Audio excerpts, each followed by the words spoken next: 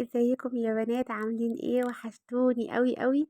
من اخر فيديو كده كنت منزلاه معاكم. كل سنة وانتم طيبين، عيد مبارك يا رب كده على الجميع، يجعل ايامنا كلها يا رب كده خير وفرحة واعياد. انا عارفة ان انا اتأخرت عليكم في الفيديو ده، معلش، بس ان احنا نيجي متأخرين احسن من ايه ما نجيش خالص. حبيت اشارك كده معاكم مشتريات العيد، وكمان عملنا ايه في العيد. احنا العيد ده بصراحة يعني ربنا يجعل ايامنا كده كلها اعياد يا رب. كان عيد كده جميل وسعيد علينا، ورحنا صلينا بقى العيد انا واخواتي مع ماما. كان بقالنا كتير ما صليناش العيد صراحة مع بعض، فصلينا العيد. حبيت اشارك كده معاكم الاجواء بقى واحنا رايحين كده بقى في الطريق وصلاة العيد. وتعالوا بقى نشوف مشتريات اللي انا كنت جايباها. بس عشان اكون صريحة، انا ما كنتش جايباها للعيد، الحاجات دي انا كنت جايباها في رمضان، بس شلتها قلت هستخدمها للعيد. حتى بصوا تلاقي الكرتونة بتاعت الحاجات يعني عليها أشكال كده رمضانية. الأول بقى، لو أول مرة بتشوفيني، أنا أختك شيماء، ما تنسيش تنوريني كده بالاشتراك وتبقي أختي كده من إخواتي.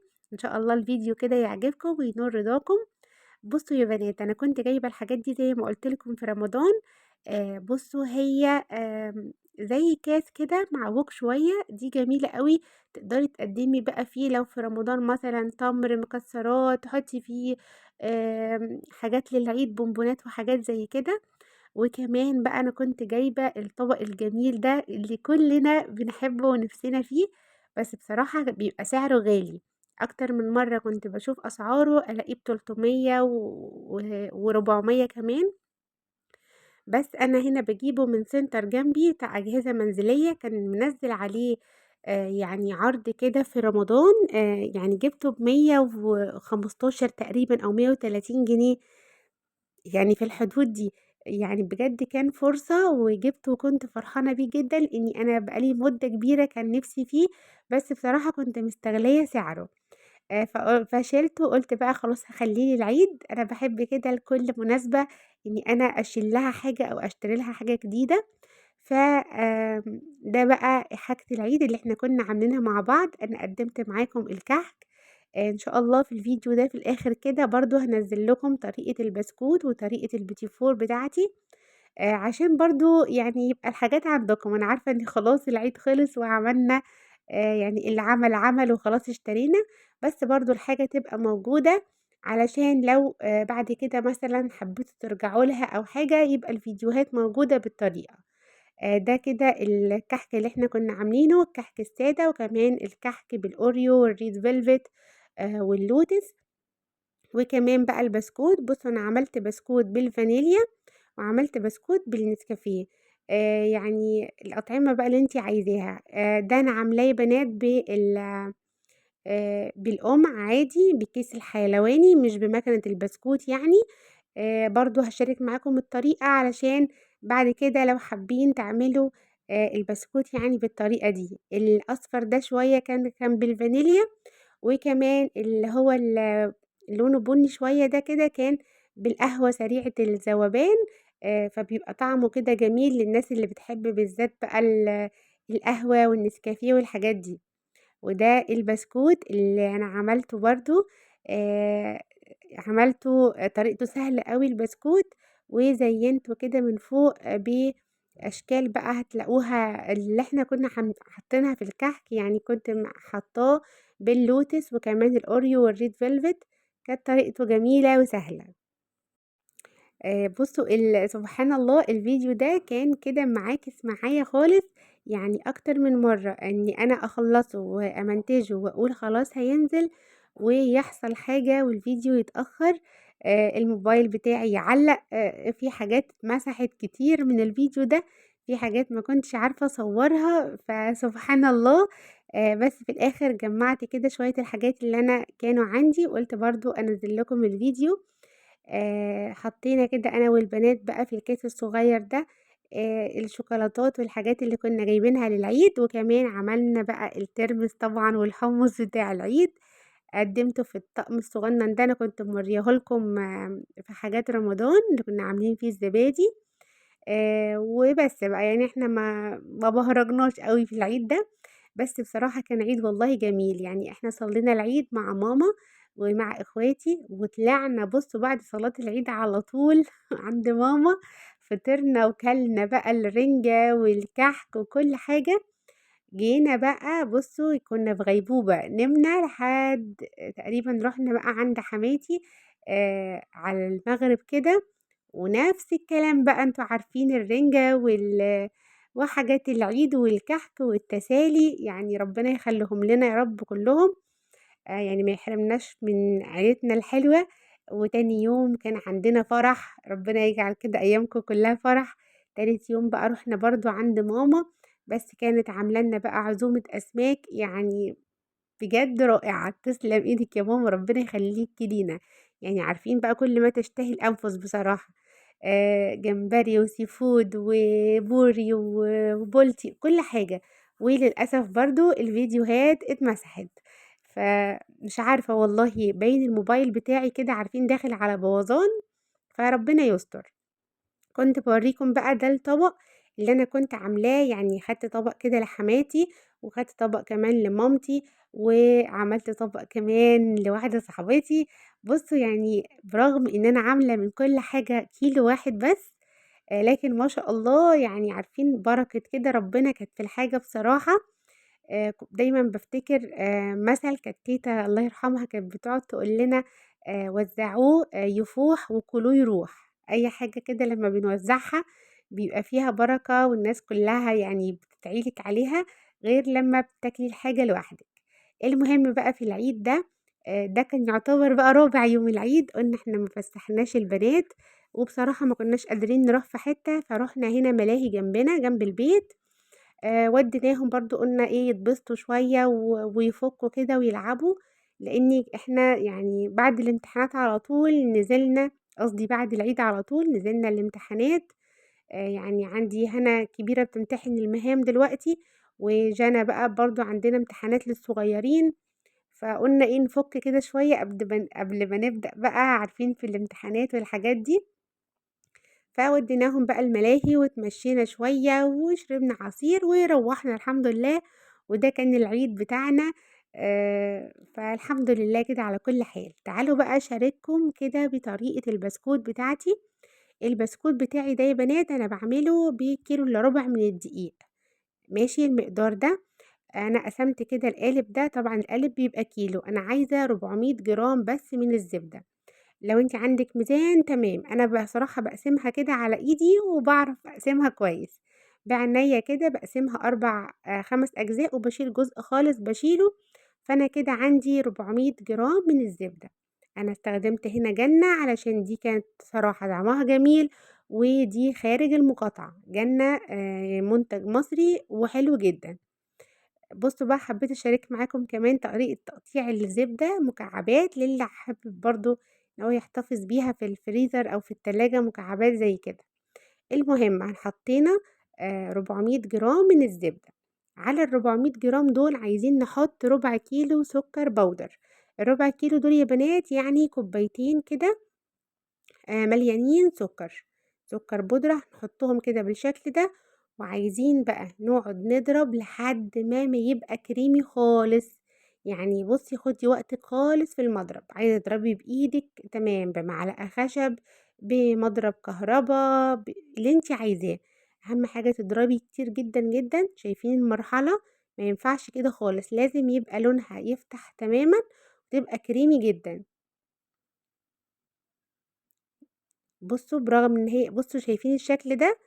كده عارفين اللي هي كريمة الزبدة اللي بنشكّلها في الحلويات، المهم بقى هننزل بكام بيضة، ب4 بيضات، 4 بيضات كده. أهم حاجة كل الحاجات اللي أنتِ هتكوني مستخدماهم في ال في ال في البسكوت يكونوا بدرجة حرارة المطبخ، لأ إحنا هنا البسكوت حطيت معلش 3 بيضات مش 4. يبقى كل حاجة كده درجة حرارة المطبخ من برّه، وعشان يبقى سهل معاكِ، بعد ما ضربت ال3 بيضات كويس أوي حطيت ريحة البسكوت، وبدأت أضرب تاني لحد ما الخليط يبقوا بُصّوا سايل كده وخفيف وبيبقى حلو أوي. هاحط بقى كيلو إلا ربع من الدقيق، الكيلو إلا ربع ده قد إيه يا شيماء؟ بيبقى بالضبط 6 كوبايات يا بنات، أهم حاجة إن الكوباية اللي هتعايري بيها هي نفس الكوباية في كل حاجة.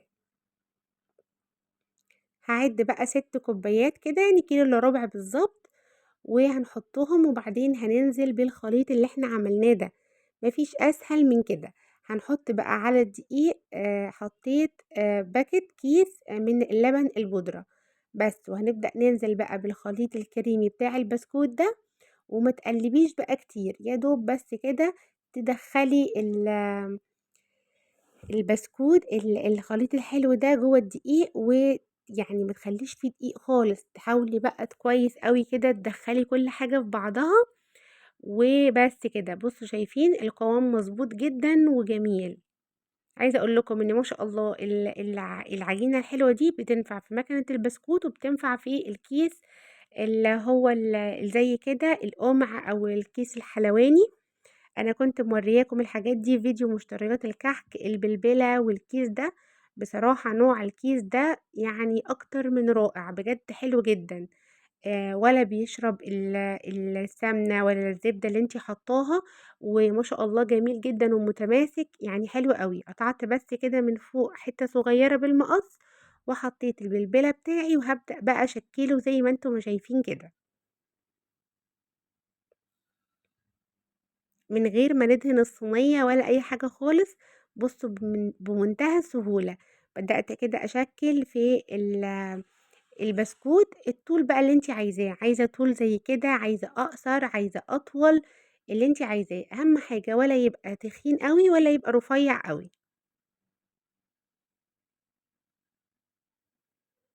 هاخلّص بقى أنا كده كل الكمية معايا. أنا الكمية دي عاملاها زي ما قُلت لكم كيلو إلا ربع من البسكوت، وعندي هنا أكتر حاجة بتتاكل في البيت البسكوت، أنا خاصةً يعني زوجي بيحب البسكوت جدًا، فعملت مقدار تاني من البسكوت بس ده اللي أنا كنت عاملاه بالنسكافيه، ده كده كان بالفانيليا.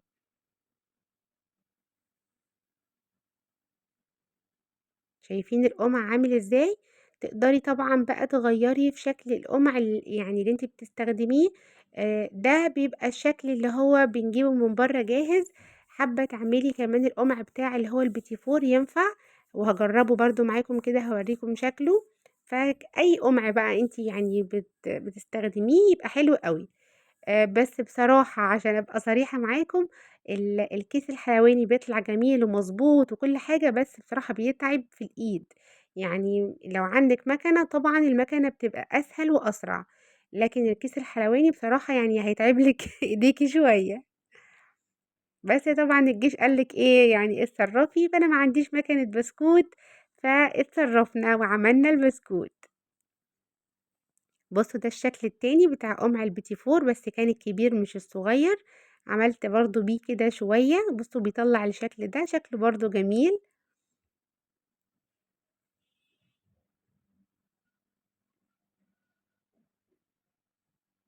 فجرّبي يعني الشكل اللي أنتِ عايزاه، أي شكل عندِك جرّبي في كلّه، وشوفي أكتر حاجة حبيتيها إيه أو أنتِ عايزة تكمّلي بإيه وكمّلي، اللي كنت بالاقيه كده معرّج أو مش مضبوط كنت باشيله وأعمل غيره عادي خالص، بيستوي بقى على درجة حرارة 180 وبيقعد لحد ما بُصّوا تقريبًا بياخد من 10 دقايق لربع ساعة، لحد ما بتقلبي كده بتشوفيه خَد لون كده يعني خفيف شوية من تحت وتلاقيه استوى، وأصلًا ريحته بتبان كده وبيبقى ريحته جميلة، ويعني أنتِ هتعرفي إن هو استوى على طول. أنا باحب أقرص عليه شوية صراحة في التسوية، إن إحنا بنحب الحاجة مقرمشة كده شوية، فالتسوية دي برضه براحتك. يعني عايزة أقول لكم إن ما شاء الله الكيلو إلا ربع ده بيطلّع كمية يعني حلوة. بُصّوا كل ده كده كان الكمية الأولى وكان كمان لسه فيه في الفرن. ده كده عملته في يوم عشان أبقى صريحة معاكم، تاني يوم بقى عملت نفس المقدار اللي أنا قُلته لكم بالضبط، بس كنت مدوّبة ظرفين كده من القهوة سريعة الذوبان أي نوع عندِك، مع شوية كده مَيّة، ورُحت حاطاهم مع البيض والزبدة وأنا باضرب في البسكوت، وعملت نفس كل حاجة، نفس المقدار والكيلو إلا ربع الدقيق وكل حاجة. قلّبته بقى، بس مش قادرة أقول لكم على ريحة اللي بالنسكافيه ده، ريحته خطيرة بجد خطيرة. وشايفين لونه عامل إزاي، لونه جميل ما شاء الله، والعجينة مضبوطة وكل حاجة، وشكّلتها برضه أهي، هو لونه بس واخد لون غامق سِنّة، علشان ده زي ما قُلت لكم بالنسكافيه. حابة بقى تعمليه بالقهوة، حابة تعمليه بالكاكاو، بالبرتقان، بالنشادر، اللي أنتِ عايزاه. أنتم عارفين يعني البسكوتات ما شاء الله في كذا طعم يعني من أطعمة العيد. أنا كل حاجة في حاجات العيد عملتها في يوم، يعني الكحك في يوم، البسكوت في يوم، البيتي فور في يوم، لإن بصراحة أنتم عارفين في الكركبة يعني. البسكوت بقى قصدي هنا البيتي فور أنا عايزة 500 جرام من الزبدة. تمام كده، خدنا ال500 كاملة يعني نُص كيلو من الزبدة. أهم حاجة بتحطي الجهاز بتاع أداة الخفق بتاعتِك، وهنقطّع برضه الزبدة وهنحطها. طريقة برضه البيتي فور دي سهلة جدًا، بس ما شاء الله الطريقة دي بجد بتبقى جميلة، ولا بيفرش منِّك ولا بيطرد الزبدة ولا بيسيح ولا أي حاجة خالص. شايفين طريقة تقطيع الزبدة دي طريقة حلوة أوي على فكرة وسهلة. خدوا بالكم هي بس عشان أنا سايباها برّه سايحة خالص كمان مش طالعة مضبوطة أوي، لكن لو قطعتيها وهي متماسكة شوية بتطلع معاكِ مربعات آآ كده مكعبات حلوة صغننة، بتبقى جميلة لو احتفظتِ بيها. على بقى النُص كيلو زبدة اللي إحنا حطيناه ده، هاحط برضه ربع كيلو من السكر البودرة، ربع كيلو زي ما اتفقنا يعني كوبايتين. هاضربهم برضه كويس جدًا لحد ما يوصلوا للقوام ده. البيتي فور بقى هنحط كام، 4 بيضات، يعني البسكوت حطيت 3 لكن البيض حطيت 4.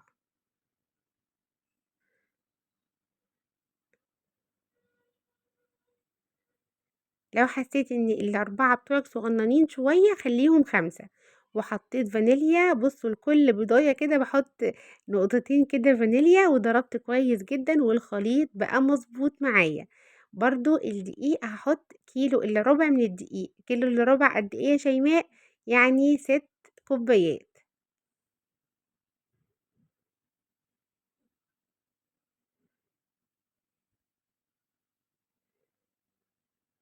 أدي كده 5 وأدي 6. حطيت بقى الدقيق كده في البولة وهابدأ برضه أنزل بخليط كده البيتي فور. أهم حاجة ما تعجنيش كتير في البيتي فور عشان ما ينشفش منِّك، إحنا بس بنخلط والدقيق وبندخّله كده وسط ال العجينة أو الفوم اللي إحنا عملناه ده، الخليط ده يعني مش بتخلطي كتير، بنقلِّب كده في اتجاه واحد.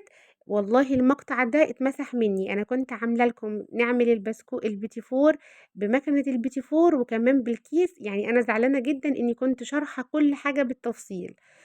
فقدّر الله ما شاء فعل بقى. بُصّوا ده البيتي فور عملته شوية بالكيس الحلواني اللي هم الوردات دي اللي بالشوكولاتة واللي بالفانيليا، والأشكال اللي ورا دي، دي بماكينة البسكوت.